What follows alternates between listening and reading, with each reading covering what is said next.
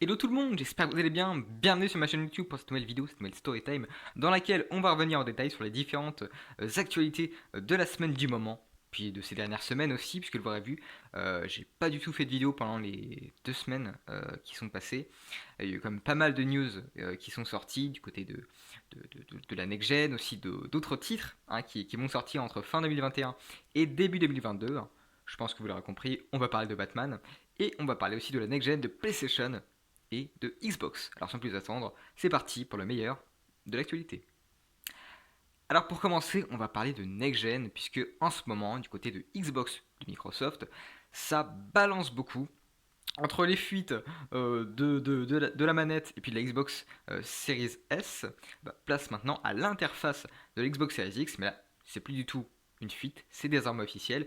Une vidéo avec les développeurs ainsi que l'ingénieur de la console a été diffusée sur le compte officiel d'Xbox, montrant justement l'interface de la Xbox Series X.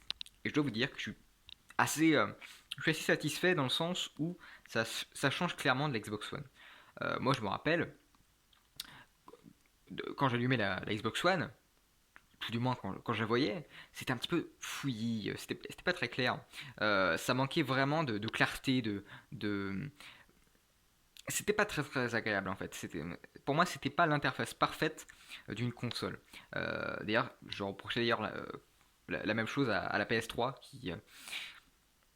vous savez, quand on allume une console et quand on va accéder à un jeu ou à un service quelconque, on a besoin vraiment d'avoir une interface très épurée, très claire, très accessible en fait.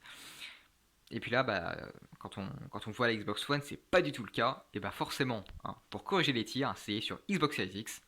Et bah tout est mieux, tout est bien. Alors il y a encore quelques petites choses hein, qui sont à critiquer, mais néanmoins je trouve que l'interface est beaucoup plus épurée, beaucoup plus classique entre guillemets, et ressemble même à celle de la PS4. Alors ça c'est totalement subjectif, mais je trouve à certains points, je trouve que la Xbox Series X, en termes d'interface, est assez similaire à celle de la PS4.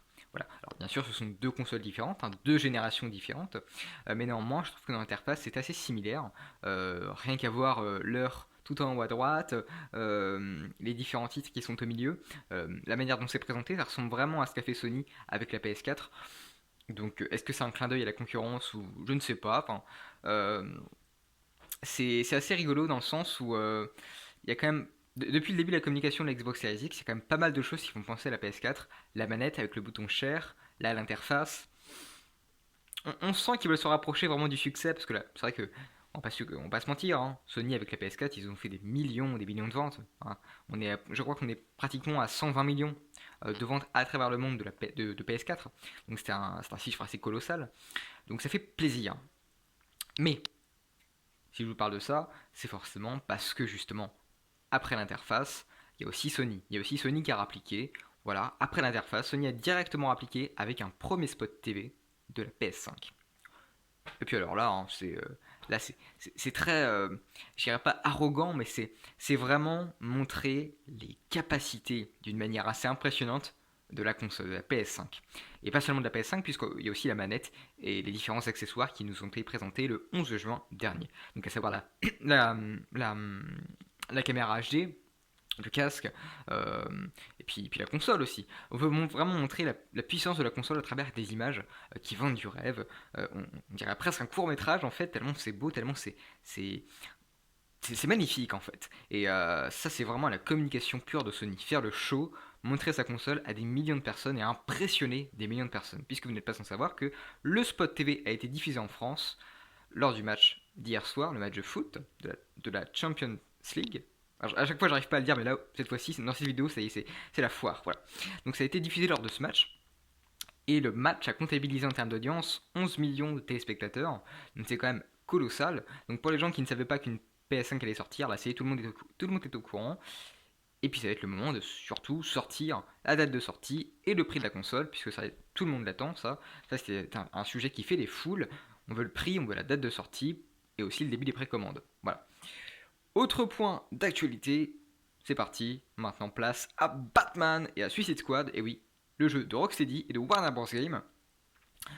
Alors il aura fallu attendre longtemps avant de voir le jeu, puisque Si vous avez suivi si vous avez suivi un petit peu l'actualité, euh, il y a eu un gros événement concernant DC Comics qui a été monté, le DC Fandom. Donc c'est un événement de 24 heures qui est censé réunir les fans de DC Comics, donc les fans des comics, les fans des films et les fans de jeux vidéo. Et le 22 août, donc avant-hier, euh, Rocksteady et Warner Bros. Games ont dévoilé leur jeu, voilà, leur jeu à eux. Donc on a, on attendait un Batman, c'est pas vraiment un Batman, c'est Gotham Knight. En fait, c'est un jeu qui vous fait incarner donc la Bat Family, donc Robin, Red Hood, et on a aussi Batwoman. Donc voilà, la Bat Family. Et de l'autre, on a un jeu de Suicide Squad de Rocksteady, donc les pères hein, des Batman Arkham. Et donc là, on a vraiment deux jeux, deux ambiances, et il y a une petite déception, dans le sens où l'un, on attendait vraiment du Batman, et l'autre, on attendait quelque chose de peut-être plus flamboyant. Voilà. Parce que c'est vrai que du côté de Warner Bros. Games, donc avec Gotham Knight, on a quelque chose de beaucoup plus, je dirais, beaucoup plus Marvel Avengers, dans le sens où déjà c'est un jeu en coopération, voilà, donc c'est pas vraiment un jeu solo, et on incarne plusieurs personnages, donc techniquement c'est pas comme les Batman où là on avait vraiment un seul personnage, avec vraiment une histoire propre à un seul personnage, à Batman. Alors visuellement le jeu est quand même plutôt joli, voilà, on va pas se le cacher, c'est un jeu qui est plutôt joli, visuellement c'est vraiment réussi. Au niveau du gameplay, ça reste assez classique, je veux dire, ça reste du Batman, enfin ça reste vraiment du DC Comics, hein. Ça reste un jeu de super-héros, donc au niveau des combos, du gameplay, ça reste assez puissant, assez évasif. Et puis de l'autre, du côté du jeu de Rocksteady, donc Suicide Squad Kill the Justice League, alors là, grosse déception. On n'a eu qu'un seul trailer, pour un jeu quand même, qui est en développement depuis 5 ans. Un trailer en CGI, pas de gameplay, pas d'image du jeu à proprement parler. Qu'est-ce qui se passe? Où est le jeu? Enfin, disons que je m'attendais à voir plus. Parce que là, on n'a pas vu grand chose, hein. Techniquement, on n'a pas vu grand chose du tout. Ça fait un petit peu peur. 5 ans d'attente, quoi. 5 ans d'attente depuis le dernier Batman, Batman Arkham Knight. Ça fait un petit peu peur. Surtout quand on sait que le développement chez Rocksteady est un petit peu chaotique. Voilà, c'est. Mais bon, on reste positif. Bien évidemment, hein, je vous tiens au courant sur les dernières actualités. C'est vrai que moi, Gotham Knight, j'attendais énormément parce que c'est vrai qu'en plus, il y a les cours des hiboux. Hein, pour ceux qui n'ont pas lu la cour des hiboux, le comics de Batman, c'est un arc narratif absolument incroyable. Je vais pas vous spoiler, mais regardez le trailer, rien que ça fait super peur. Et puis c'est très flippant, c'est très sombre, c'est à l'image de Batman en fait. Et donc j'ai vraiment hâte de le découvrir. Le jeu est attendu pour 2021 et du côté de Suicide Squad attendu pour 2022. Donc là, deux jeux, deux ambiances, deux jeux avec deux fenêtres de sortie différentes. Donc à voir. À voir. En tout cas, ne manquez rien sur ma chaîne. Pour le meilleur de l'actualité, c'est parti. À mon avis, restez connectés, parce que pas plus tard que demain, normalement, vous aurez une news sur Halo Infinite, et vous aurez normalement aussi ma critique de Tenet de Christopher Nolan. Alors c'est parti, restez connectés, abonnez-vous, cochez la cloche, mettez un pouce bleu ou un pouce vers le bas avec un commentaire, et retrouvez-moi sur Twitter, et posez-moi des questions, tout ce que vous voulez, voilà, des petits cœurs, des smileys, ce que vous voulez. En tout cas, moi, je suis prêt pour le meilleur de l'actualité à chaque heure de la journée. C'est parti, des bisous, et à très vite.